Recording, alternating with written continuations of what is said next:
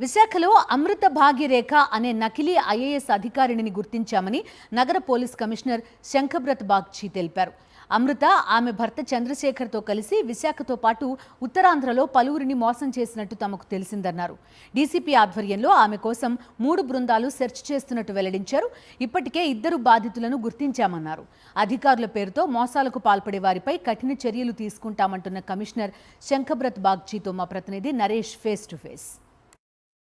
విశాఖపట్నంలో నకిలీ ఐఏఎస్ అధికారి హల్చల్ చేసింది.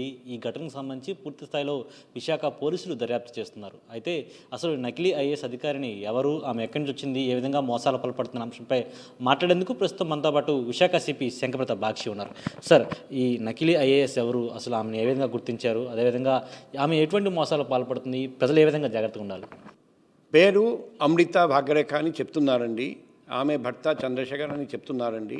మేము ఒక స్పెషల్ టీం దింపాము.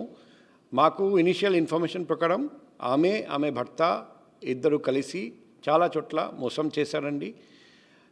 ఈరోజు కూడా ఇన్ఫర్మేషన్ వస్తుంది ఒక చోట మోసం చేశారండి. సో పబ్లిక్కి మేము రిక్వెస్ట్ చేస్తున్నాం, ఎవరైనా ఇలా మోసపోతే నిర్భయంగా ముందుకు రండి. నా పర్సనల్ కాంటాక్ట్ నంబర్కి కాల్ చేయండి, లేకపోతే వాట్సాప్ మెసేజ్ పెట్టండి, లేకపోతే ఎస్ఎంఎస్ పెట్టండి. మేము వెంటనే చర్య తీసుకుంటాం.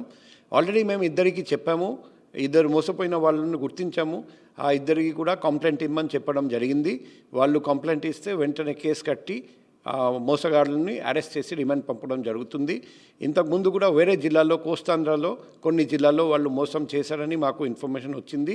ఇంకా వేరే జిల్లాలో కూడా మోసం చేశారా లేదా, వేరే రాష్ట్రంలో కూడా చేశారా లేదా, అది కూడా వెరిఫై చేస్తున్నాం. 1-2 రోజుల్లో మొత్తం మాకు తెలిసిపోతుంది. అది కూడా ప్రెస్ ముందర పెడతాం. పూర్తి స్థాయిలో నకిలీ ఐఏఎస్ అధికారి అమృత గురించి పూర్తిగా కూడా ఇంకా టీమ్స్ ఫామ్ అయ్యాయని, పూర్తిగా ఎలాంటి ఎవరైతే నకిలీ అధికారులు ఉంటారో వారిపై కఠిన చర్యలు తీసుకుంటామని కూడా విశాఖ సిపి శంఖబ్రత్ బాగ్చి చెప్తున్న పరిస్థితి కనిపిస్తుంది. వీడియో జర్నలిస్ట్ అప్పలరాజుతో నరేష్, సాక్షి టీవీ, విశాఖపట్నం నుంచి.